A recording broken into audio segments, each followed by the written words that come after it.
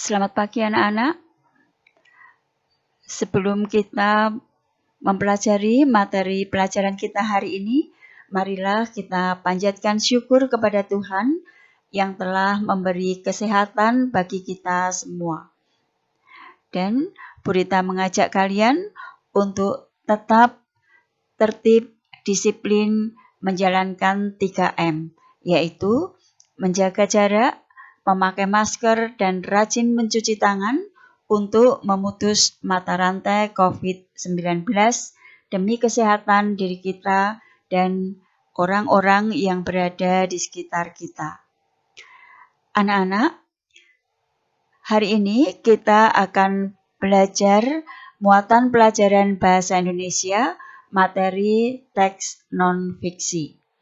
Apa saja yang akan kita pelajari? Silahkan anak-anak mengikuti video ini sampai selesai agar kalian dapat memahami materi yang kita pelajari dengan baik. Anak-anak perhatikan, Bu Rita tampilkan gambar anak-anak yang sedang membaca. Membaca merupakan salah satu aktivitas terpenting dalam kehidupan. Tujuan membaca adalah untuk memperoleh informasi dari bacaan. Teks yang dibaca dapat berupa teks fiksi, dapat berupa teks non-fiksi. Apa itu teks fiksi? Teks fiksi adalah teks yang ditulis berdasarkan imajinasi atau khayalan penulis. Sedangkan teks non-fiksi adalah teks yang ditulis berdasarkan fakta atau sesuatu yang benar-benar terjadi.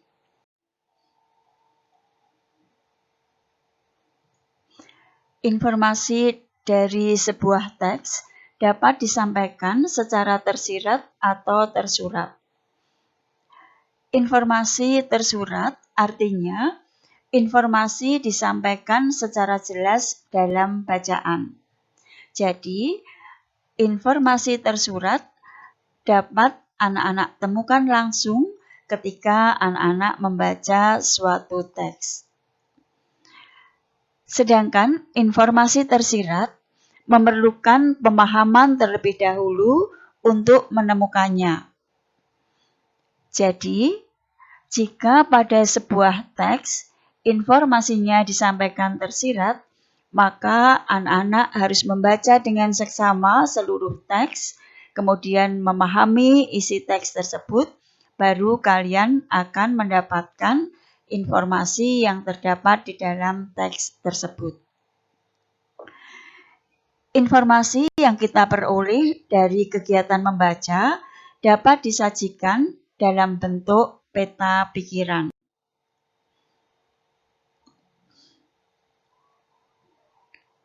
Lalu, apakah yang dimaksud dengan informasi?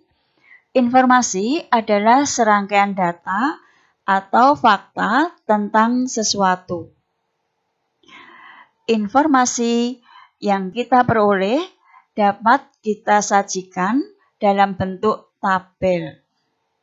Informasi yang disajikan dalam bentuk tabel dapat memudahkan kita untuk mengingat dan memahami isi teks. Informasi dalam bentuk tabel dapat dijadikan panduan menceritakan kembali isi teks. Dan cara menyajikan informasi dalam bentuk diagram agar menarik dan mudah dipahami disebut peta pikiran. Anak-anak, setelah kita membaca sebuah buku atau sebuah teks, kita dapat menceritakan kembali isi teks yang telah kita baca, atau kita dapat menceritakan informasi-informasi yang kita peroleh dari kegiatan membaca kepada orang lain atau kepada teman-teman kita. Menceritakan kembali isi teks dapat dilakukan dengan merangkai jawaban-jawaban dari pertanyaan yang berkaitan dengan teks. Menceritakan kembali berarti menyampaikan informasi teks dengan kata-kata sendiri. Jadi, menceritakan kembali berbeda dengan menghafalkan teks.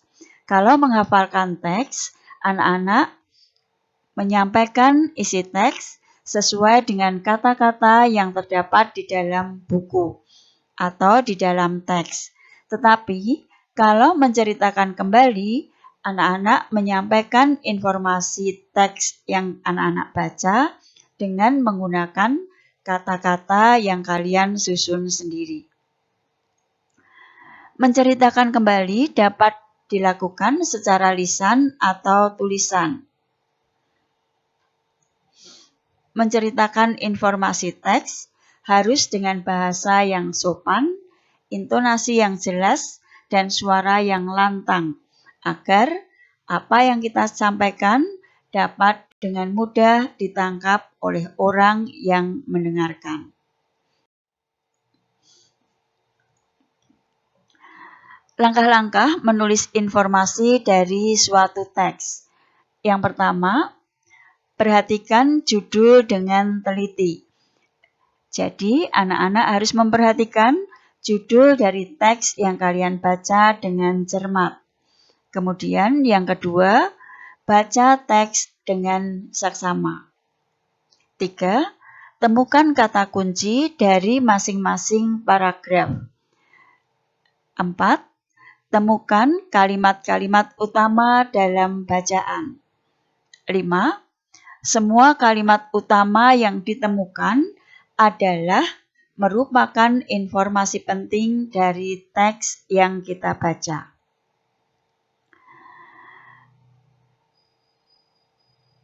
Anak-anak, pada langkah ketiga tadi, kita harus menemukan kata kunci dari masing-masing paragraf.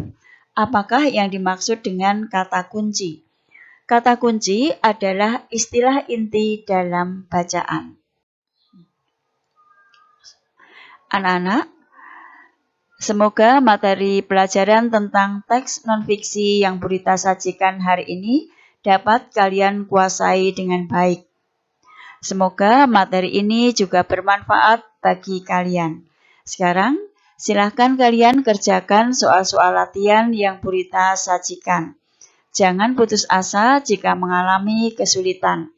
Kalian dapat mengulang, mendengarkan kembali informasi yang Bu Rita berikan, atau kalian dapat bertanya kepada orang tua atau kakak kalian, atau juga kalian dapat mencari informasi dari sumber-sumber informasi yang kalian miliki, baik dari buku maupun dari internet. Selamat belajar, sukses untuk kalian.